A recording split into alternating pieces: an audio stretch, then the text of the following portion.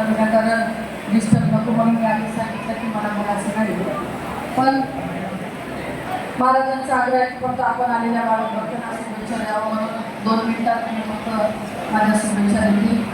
चराचरात वास करणारी गुरुदेव शक्तिवंदनीय राष्ट्रसंत तुकोजी महाराज ज्यांचं या ठिकाणी कीर्तन चालू आहे आणि वरोड्याला देखील नेहमी ज्यांचं कीर्तन आम्ही ऐकतो. माझ्या पतीचे एकदम जवळचे सहकारी आदरणीय काळे महाराज आणि या ठिकाणी उपस्थित सगळे भक्त. खरं तर कोण्या महाराजाच्या मंदिरात गेल्याची संधी मला पहिल्यांदा मिळाली. मी स्वतःला भाग्यशाली समजतो की या ठिकाणी मला दर्शन घेता आलं. खरं तर उद्घाटनाच्या दिवशीच निमंत्रण होतं पण संसदेचं अधिवेशन चालू असल्यामुळे मी उपस्थित राहू शकले नाही. आज रविवार असल्यामुळे मी सांगितलं की कार्याच्या दिवशी नक्की 5 मिनिटासाठी मी या ठिकाणी येईल. अतिशय चांगलं असं कीर्तन काळे महाराजाचं आहे. पण माझी सगळ्यांना विनंती आहे की कीर्तन ऐकल्यानंतर आपण व्याकरणाने ऐकतो आणि घरी नेल्यानंतर सोडून देतो. पण किमान 50% तरी डोक्यात ठेवा आणि रोजच्या दैनंदिन जीवनात त्याचं आचरण नक्की केलं पाहिजे. एखादा महाराज जेव्हा काही उपदेश आपल्याला देतात तर नक्की त्यातलं काही ना काही आपण घेतलं पाहिजे. काळे महाराज हे राष्ट्रसंतांच्या पाऊल ठेवून चालणारे आहे. राष्ट्रसंतांनी बैलाच्या कीर्तनाच्या माध्यमातून जेवढा प्रचार प्रसार समाज माध्यमातून करता येते करण्याचा प्रामुख्याने प्रयत्न केला आणि आज काळे महाराजांनी या ठिकाणी सांगितलं की 45वं कीर्तन या ठिकाणी त्यांचं आहे. माणूस म्हणून आपण जन्माला आलो, माणसाच्या पोटी जन्म घेतल्यानंतर आपण ज्या समाजात वावरतो, ज्या समाजात आपल्या आजूबाजूला राहणारे लोक आहेत त्यांच्यासाठी जेवढं चांगलं करता येईल तेवढं चांगलं करण्याचा प्रयत्न आपण नक्की केला पाहिजे.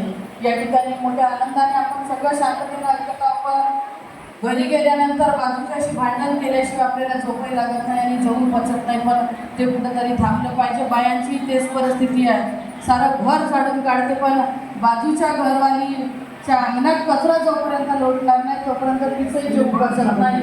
हे कुठंतरी थांबवलं पाहिजे आणि खऱ्या अर्थानं स्वच्छता करायची असेल तर स्वच्छता फक्त घरादाराची परिसराची केल्यानं होत नाही. मनाची स्वच्छता करणं अत्यंत गरजेचं आहे.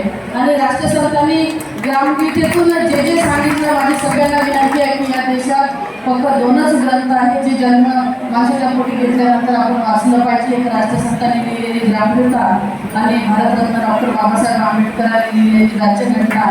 जोपर्यंत वाचणार नाही तोपर्यंत तुम्हाला जीवनाचा सार खऱ्या अर्थानं घडणार नाही. म्हणून अनेक ग्रामीण भागात आपण पाहतो की राष्ट्रसंतांच्या प्रार्थना होतात. रोज पाठी उठून लोक प्रार्थना करते पण ग्रामगीतेतली एक ओळ, ग्रामगीतेतला एक अध्याय जोपर्यंत तुम्ही वाचणार नाही तोपर्यंत समोरच्या पिढीच्या बाबतीत राष्ट्रसंतांनी काय लिहिलं हे विचार तुम्हाला कळणार नाही. म्हणून माझी सगळ्यांना विनंती आहे की आपण ग्रामगीता वाचलं पाहिजे आणि काळे महाराज जे जे उदाहरणं देऊन सांगत आहे त्या प्रत्येक उदाहरणाला आपल्या दैनंदिन जीवनात कसं उतरवता येईल याचा प्रयत्न आपण या ठिकाणी केला पाहिजे. आलेल्या सगळ्या भक्तांना मी मनापासून शुभेच्छा देतो. या ठिकाणी मंडळाच्या वतीने जो काही मान सत्कार केला त्यासाठी मनस्वी आपले देखील आभार व्यक्त करतो आणि थांबतो. जय हिंद, जय हिंद.